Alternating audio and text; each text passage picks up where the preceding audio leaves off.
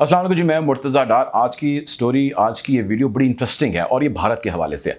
भारत में बड़े मामलात गड़बड़ चल रहे हैं और भारतीय जो करता धरता है नरेंद्र मोदी, वो खासे परेशान है आजकल। और मोदी की परेशानी ज़रा बनती भी है, जो मोदी हरकतें करते चले आ रहे हैं गुज़िश्ता कई सालों से, और ख़ुसूसन उनका जो दूसरा दौर आया है, इसके अंदर उनकी हरकतें कोई समझ ही नहीं पा रहा। ना उनके अपने लोग समझ पा रहे हैं, ना उनके मुल्क से बाहर जो दीगर ममालिक हैं उनकी इन हरकतों को समझ पा रहे हैं। हिंदुत्व का प्रचार वो करने निकले थे, लेकिन सेकुलर इंडिया को उन्होंने आज एक शिद्दत पसंद मुल्क जो है वो बना दिया है।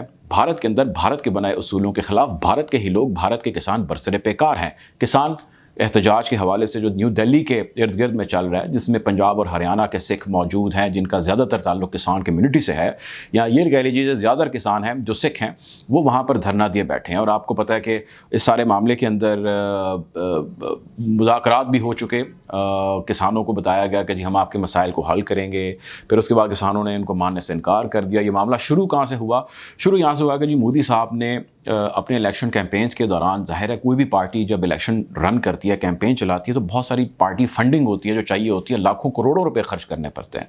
मुफ्त में काम ज़ाहिर है नहीं हो जाता, इलेक्शन मुफ्त में जीता नहीं जाता, ना ही हारा जाता है। तो मोदी ने बहुत सारा पैसा लिया, और ये कहा जाता है कि मोदी ने जो पैसा लिया वो ज़्यादातर पैसा प्राइवेट कंपनियों से था, प्राइवेट सेक्टर से था। उन प्राइवेट कंपनियों, प्राइवेट सेक्टर ने मोदी को वज़ीर-ए-आज़म दोबारा बनवा दिया, और उसके बाद उन्होंने कहा कि भाई आपके लिए तो हमने इतना कुछ किया, अब आपकी बारी है हमारे लिए कुछ करें। मोदी ने उनको एक ऑफ़र दी और उनको बड़ी ज़बरदस्त लगी, और मोदी ने कहा कि जी मैं ऐसे कवानीन लेकर आ रहा हूँ जिससे जो किसान है, जो आपका असल मसला जो बना हुआ है, वो मैं आपका मसला हल कर दूँगा।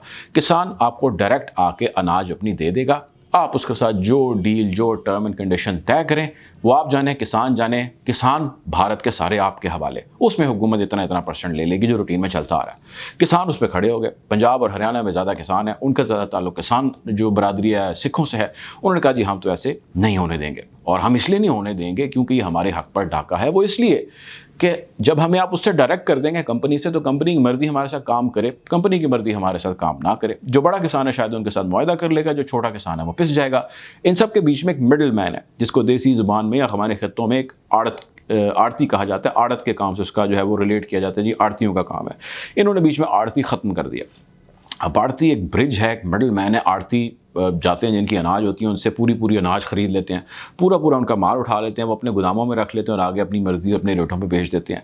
मतलब इसके 100 तरीके उन्होंने बनाए हैं। आड़त ख़त्म कर दी। मसला कानून का था, मसला उसूल का था। किसान डट गए, उन्होंने कहा जी ऐसी की तैसी। हुआ ये, अब जो स्टोरी है हमारी, कि 26 तारीख को जो उनका डेमोक्रेसी डे था, जिस दिन कानून उन्होंने भारत ने बनाया 1950 में, उस दिन की याद में शानदार तकरीब उन्होंने मुनक्किद की, और मोदी साहब भी वहाँ पर मौजूद थे। बाकी उनकी तमाम हुकूमती मशीनरी, वज़रा, सारे CM वहाँ पर मौजूद थे। किसान वहाँ पर अपने ट्रैक्टर लेकर आ गए। अब कहीं पे ये टैंक आने थे और कानून की बालादस्ती की परेड होनी थी, वो टैंक परेड की जगह पे ट्रैक्टर परेड में बदल गई। और आपने उसके मनाज़र अगर देखे हों तो आप उससे अंदाज़ा लगा सकते हैं। कुछ मनाज़र आप हमारी स्क्रीन पर भी देख रहे होंगे कि जब ये दिन मनाया जा रहा था कानून की बालादस्ती की याद में, तो उसी कानून की धज्जियाँ उड़ाते वहाँ के किसान बरसरे पेकार थे अपने हुकूक के लिए, और कह रहे थे कि ये कानून गलत है। भारतीय कानून, भारतीय सोच, भारतीय फ़िक्र भारतीय लोगों के लिए, भारत से बाहर लोगों के लिए गलत है। अब इस सारे को बहुत सारे ज़रा सहाफ़ी रिपोर्ट कर रहे होते हैं, बता रहे होते हैं।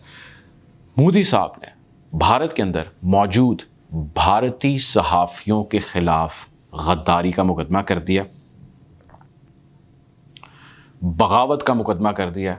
ये बगावत का जो मुकदमा इन 6 लोगों के ख़िलाफ़ हुआ है, मैं आपको इनके नाम बताता हूँ।